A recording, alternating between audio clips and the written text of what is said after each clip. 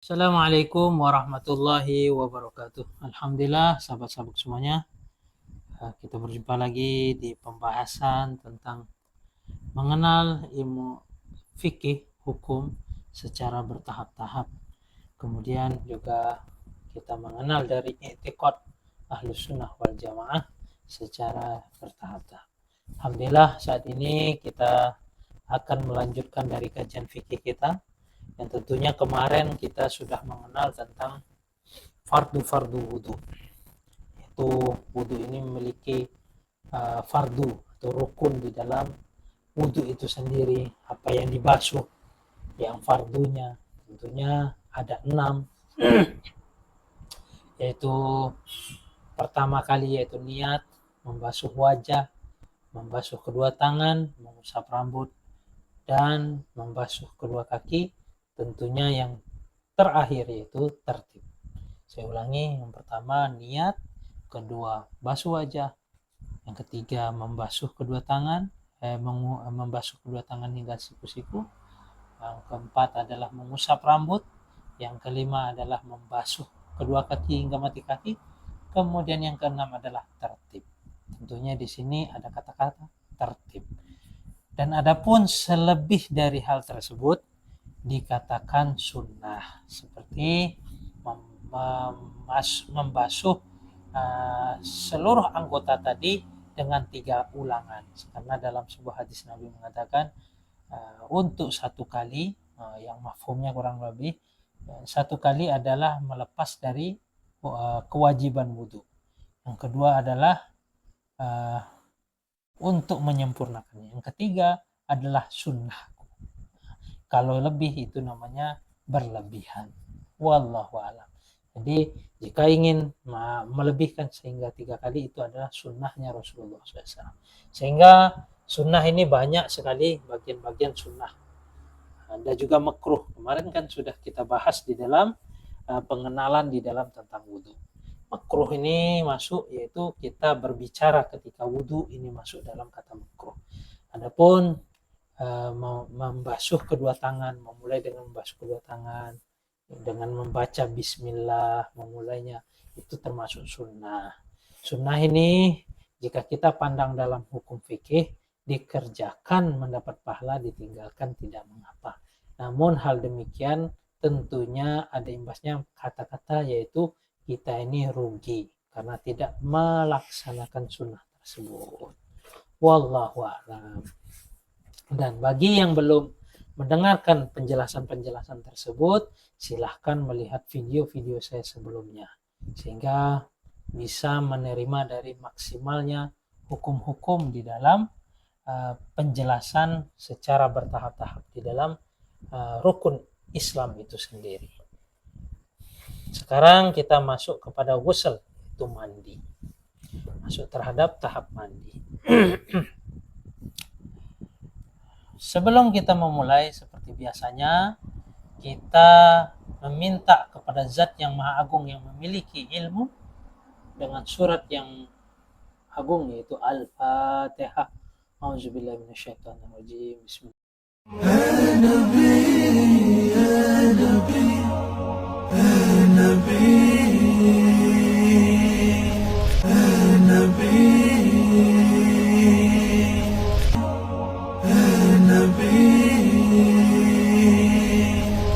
Alhamdulillah, sahabat-sahabatnya semuanya, kita akan masuk kepada ghusl, yaitu menjelaskan tentang mandi.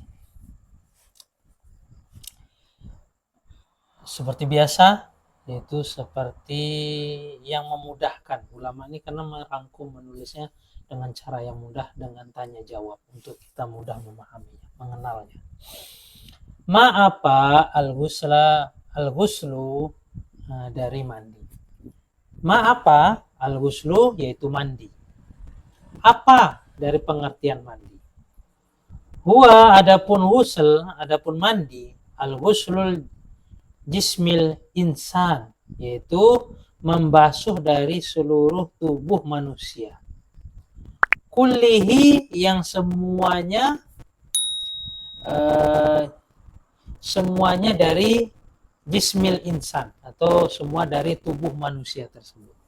membasuh dari seluruh tubuh manusia tersebut. Min a'lar ra'si, min a'lar ra'si yaitu dari bagian kepala, ila muntaha qadamihi yaitu hingga sampai bagian akhir dari telapak insan, yaitu telapak dari manusia itu sendiri. Apa dari pengertian mandi? Apa yang disebut dengan pengertian mandi? Mandi adalah membasuh semua dari anggota tubuh badan manusia, mulai dari bagian atas, yaitu kepalanya, tentunya dari atas kepala rambut, sampai dari ujung tumitnya, yaitu ujung tumit kaki ini. Itulah cara dikatakan mandi, ghusl. Sebelum kita mengenal lebih jauh mandi besar, tentunya kita harus mengenal dulu apa yang dimaksud dengan mandi itu.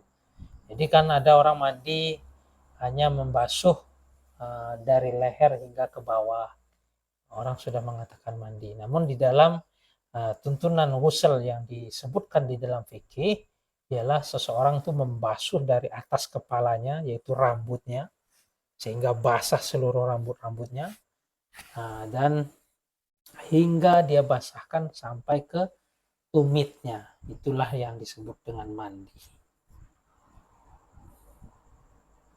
Di sini kita akan mengenal dari fardunya mandi. Kam furudul ghusl. Kam ada berapa? Furudul ghusl yaitu fardu-fardu dari mandi. Jawab, furuduhu adapun fardu-fardunya mandi, salah satu ada 3. Al-awwalu adapun yang pertama, al-awwalu adalah yang pertama, niyatun yaitu niat. Yang pertama adalah niat. Indal ghuslil awwalil juz'i yaitu ketika ia membasuh dari awalnya bagian, awal juz atau awal dari pembasuhan pertama. Jadi ketika seorang ini membasuh yang pertama, maka dia harus memiliki niat. Nawa itu apa mandinya? Nawa itu ghusl taubat, apa mandi apa? Itulah yang pertama kali dia harus mengutarakan mandinya apa. Minal badani yaitu dari badan. Membasuh dari badan yang pertama, dia niat. Asani adapun yang kedua, izalatun najasati yaitu menghilangkan dari najis. Minal badani yaitu yang berada di badan. Asalisu adapun yang ketiga, wusulul ma yaitu mengalirkan air. Wusulul ma yaitu mengalirkan air. Ila jami'il basari sampai kepada seluruh kulit. Wasa'ri dan rambut. Jadi seluruhnya harus basah. Dari rambut, dari tubuh, dari bulu-bulu yang bagian tubuh bulu. Misalnya ada jenggot yang lebat, maka dibasuh juga. Semuanya yang menutupi dari badan, maka diusap-usap untuk disebut dengan ghusl, yaitu melaksanakan dari fardunya mandi. Kita lanjut, niatul ghusl, bagaimana niatnya mandi. Jadi fardu di dalam mandi tersebut yang pertama yaitu niat. Pertama kali niat saat dia membasuh dari bagian tubuh, bagian yang awal dia basuh. Kemudian yang kedua yaitu dia niat untuk menghilangkan najisnya yang berada di badannya. Yang ketiga, sampaikan air tersebut ke seluruh bagian kulit maupun rambut. Dia sampaikan seluruhnya. Ma niatul ghusl. Ma apa? Niatul ghusl yaitu niat dari mandi. Ya adapun niatnya mandi. Nawa itu yaitu niat. Nawa itu ini niat. Ghusla yaitu mandi. Li raf'il hadasi yaitu karena menghilangkan dari hadas. hadis al-akbari, yaitu yang besar. Bagaimana lafaz dari niatnya mandi? Yaitu niatnya nawaitu uslal li raf'il hadasil akbar. Nawaitul ghusla li raf'il akbari. Nawaitu ghusla li raf'il hadasil akbari. Hadasil akbari. Saya niat mandi menghilangkan dari hadas besar. Kalau belum menghafal dari niat ini, tentu kita mengutarakan dengan bahasa yang mudah yang kita bisa. Saya niat mandi hadas besar dari hadas besar lillahi ta'ala. Saya niat, itu sesuai dengan fardunya wudhu tadi, fardunya dari mandi. Itu pertama dia membasuh tadi, dia niat ini. Pertama yang dia lakukan membasuh tubuhnya, maka dia sekalian di dalam mengutarakan niat. Dan kemudian dia harus menghilangkan najis-najis. Jika tidak ada najis, ya dia harus membasuhkan seluruh yang masuk ke tahap yang ketiga, yaitu membasuh dari seluruh yang ada di tubuhnya, yaitu kulit maupun bulu-bulunya. Kalau dia lebat bulu jenggotnya, maka dia sela-sela kumisnya mungkin tebal, apapun bulunya mungkin, semua yang tebal dia harus menyela-nyela sehingga dia bisa terkena antara kulit dan rambutnya. Wallahu a'lam. Ma hadasul akbar. Nah, sekarang masuk apa itu hadas.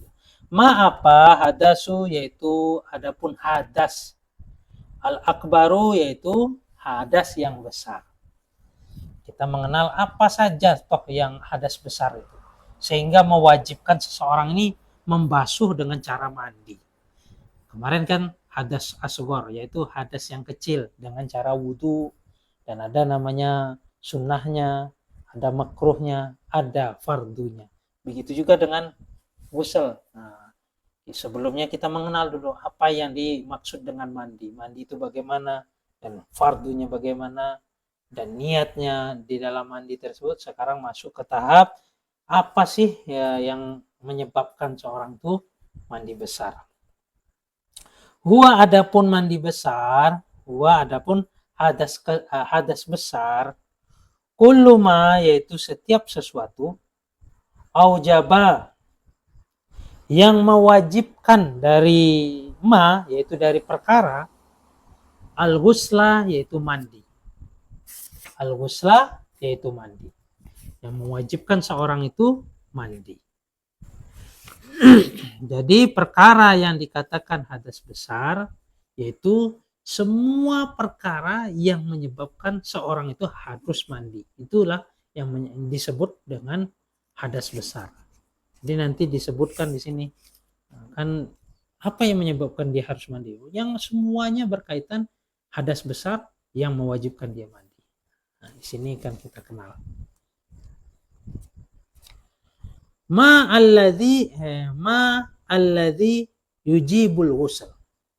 Ma apa alladhi, adapun dari sesuatu tersebut, yujibu, yang diwajibkan bagi alladhi, yaitu yang melakukan, al-ghusla, yaitu mandi. Janabatun, adapun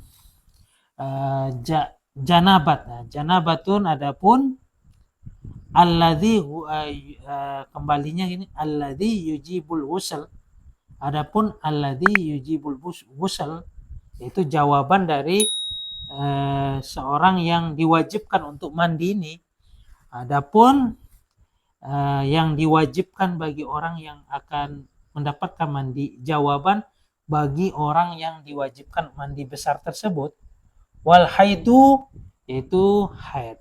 Nah, ketika seorang suci dari haidnya, maka dia wajib mandi besar. Janabatu adapun yang jawaban dari alladzi yujibul ghusl, yaitu yang artinya kurang lebih yang menyebabkan seorang yang mandi besar itu adalah, jawabannya adalah wal haidu, yaitu orang yang haid. orang yang bersuci dari haid. Ketika dia suci, dia harus mandi besar dulu. Wan nifasu, dan nifas. Wal walidatu, dan melahirkan. Nifas, haid, dan melahirkan. Wal mautu, dan mati. Wal mautu, dan mati. Wal mautu, dan mati. Jadi di sini hal-hal yang mewajibkan seseorang itu diwajibkan mandi ialah pertama yaitu janabah. Janabah ini nanti dijelaskan di bawah apa itu janabah. Alladzi yaitu yujibul, yang dimaksud dari seseorang itu diwajibkan untuk mandi. Janabah. Ini jawabannya. Nanti akan dijawab lagi. Apa itu janabah? Itu yang pertama janabah. Kemudian haid, nifas, dan melahirkan, dan mati. Nah, janabah, haid, nifas, melahirkan, dan mati. Sekarang kita maksud kepada pengenalan janabah. Sini al-janabah, adapun yang disebut janabah yaitu dari mandinya janabah.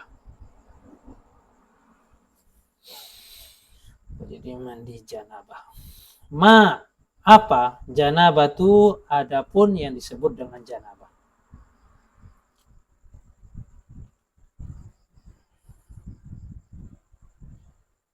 Hiya, adapun janabah, ajma'u, yaitu jima', wa nuzulul mani, dan keluarnya mani. Janabah ini, mandi besar ini ialah yang disebut dengan yujibul ghusl, yaitu yang menyebabkan seorang itu wajibnya mandi, yaitu janabah. Janabah ini keluarnya mani ataupun dia melakukan jima. Itu maka dia wajib juga mandi. Disebut mandi besar, menyucikan dari hadas besar. Ma haidun, apa yang disebut dengan haid? Ma apa haidun haid? Wa adapun haid, ad-damu, yaitu darah, khariju, yang keluar, minal mar'ati, dari seorang wanita, dari wanita, ba'da tis'i sinina, yaitu setelah ia berumur kurang lebih 9 tahun. Ala sabilus sihati, atas jalan sehat. Wal adati, dan kebiasaannya. Itu keluarnya dari jalur yang sehat dan kebiasaannya keluar tersebut. Itulah namanya haid.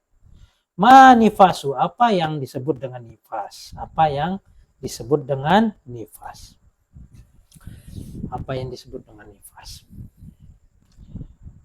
Huwa, adapun nifas, ad-damu, yaitu darah, khariju, yang keluar, minal mar'ati, dari seorang wanita, akibal wiladati, setelah ia melahirkan. Darah yang keluar setelah ia melahirkan. Mada, apa saja? Yahrumu, yang diharamkan, ala junubi, atas orang yang junub, orang yang tadi keluar mani, junub. Yahrumu, diharamkan, alaihi, ke atas si junub, as-sholatu, yaitu sholat. Tentunya sholat ini diharamkan kalau dia belum mandi, walaupun dia sudah wudhu, dia belum dikatakan menghilangkan hadas besar, karena hadas besar ini ya dengan mandi, bukan dengan wudhu. Wa tawafu, dan tawaf. Wal masul mushafi, yaitu menyentuh dari mushaf. Wal hamluhu, dan membawa mushaf. Wa qiraatul Qur'an, maupun membaca Al-Quran. Wal muksu, dan berdiam fil masjid, di dalam masjid, itu yang tidak boleh. Apa aja hal-hal yang diharamkan bagi orang-orang yang sedang junub, yaitu seseorang yang diharamkan atas orang-orang junub, yaitu sholat, tawaf, menyentuh dari dan membawa Al-Quran maupun membacanya, berdiam diri di masjid. Itu tidak boleh bagi orang yang junub, orang yang janabah, hadas besar. Maza apa saja ya harumu, haram bagi ma dari perkara, ala haidin, yaitu bagi orang yang haid, wan nifasi, dan orang yang nifas. Bagi orang yang haid dan nifas apa aja yang diharamkan? As-sholatu, yaitu sholat, wasaumu, dan berpuasa, wama, dan melakukan sesuatu, yahrumu, yang diharamkan bagi dia, bagaimana, ala junubi, bagi orang-orang junub. Jika orang-orang junub itu diharamkan, dia pun diharamkan atas apa yang bagi orang junub. Kemudian dia ini tidak boleh sholat, tidak boleh juga puasa ketika dia melakukan ketika dia dikunjungi dari haid maupun nifas. Wallahu alam. Kurang lebihnya demikian. Jika ada salahnya di dalam penyampaian, saya mohon maaf, mungkin beri komentar yang positif. Namun kurang lebihnya itu yang garis besar untuk mengenal dari apa yang dikatakan mandi. Mandi itu yaitu membasuh dari seluruh anggota tubuh kita, dari rambut maupun kulitnya. Dan niat pertama kali ketika membasuh dari bagian tubuh yang pertama. Kemudian juga kita harus mengenal apa saja yang disebut dengan hadas besar. Jika terkena najis, maka kita butuh menghilangkan najisnya saja. Kita terkena najis, kotoran apapun, kita hilangkan baunya, rasanya, dan warnanya tentunya. Adapun dengan najis tersebut sudah hilang, maka sudah suci. Jika kita hendak sholat, maka kita harus melakukan wudhu, karena dengan wudhulah dia akan bersih dari hadas kecil, atau disebut dengan najis kecil, hadas yang kecil. Kemudian jika dia terkena dari perkara-perkara tersebut, dia junub, dia keluar mani, dia haid, dia nifas. Ketika dia, kalau haid nifas ketika dia suci, dia harus mandi. Itu juga dengan junub dan keluar mandi, dia harus membasuhnya dengan mandi. Sebagaimana yang diceritakan tadi, mandi itu membasuh dari bagian kepala hingga tumit. Kemudian ada perkara-perkara yang diharamkan bagi si junub, dan itu juga berlaku bagi si haid dan si orang yang terkena nifas. Hanya haid dan nifas ini tidak diperbolehkan sholat, dan tidak diperbolehkan juga ini puasa. Adapun puasa di bulan Ramadan mungkin dia harus menggantinya. Wallahu alam.